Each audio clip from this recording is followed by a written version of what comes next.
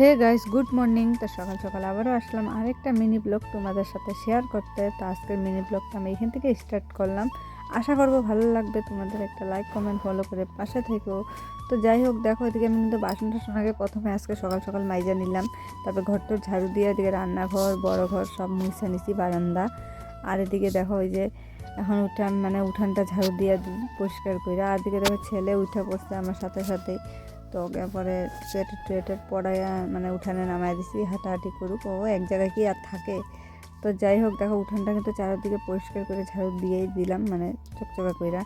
আর জানো তো আজকেও রোদ উঠেই নেই, একেবারে সেই ঠান্ডা আছে সকাল সকাল। তো যাই হোক, এদিকে উঠান ঝাড়ু কমপ্লিট আমার।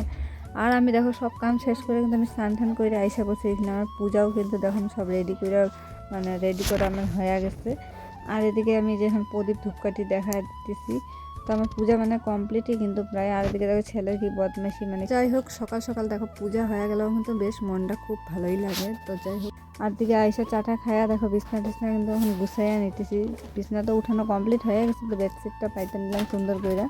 আর এখানে যা যা ছিল এগুলো ভাজ টাজ করে জায়গা মতন রেখে দিলাম।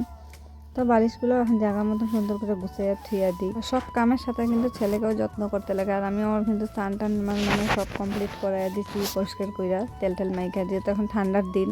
আর একটু সকাল সকাল না করলে খুবই অসুবিধা হয়ে যায়, একটুতেই ওর ঠান্ডা লেগে যায়।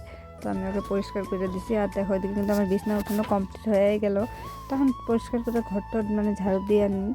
ঝাড়ু দেওয়ার পরে আবার রান্নাবাড়াও আছে, তো রান্নাবাড়াও করতে লাগবে। তো দেখো আমার ঘর ঝাড়ু কিন্তু কমপ্লিট। আর চলো এখন রান্নাবাড়া করি। আর করতে করতে তো বেলাই হয়ে যায়।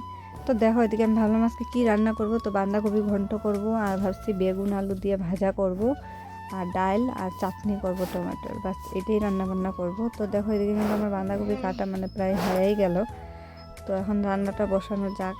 আর কিন্তু আধা রান্না কিন্তু আমার হয়ে গেছে, ডাল হয়ে গেছে, ভাজা হয়ে গেছে। তো ওগুলো হইতে হইতে আমি এখানে তরকারিটাও দেখো বসাইয়া দিলাম। আর বাঁধাকপি ঘন্টতে গোটা জিরা তেজপাতা দিলাম সোমবার দিয়ে, আলুটা একটু হলুদ লবণ দিয়ে ভাজা ভাজা কইরা, তারপর একটু আদা দিয়ে দিলাম, ছেঁচে রাখছিলাম, দিয়ে এই যে বাঁধাকপিটা দিয়ে হলুদ লবণ, তারপর অল্প পরিমাণ মতন জিরার গুঁড়া দিয়ে একটু নাড়াচাড়া করে ঢেকে দিই।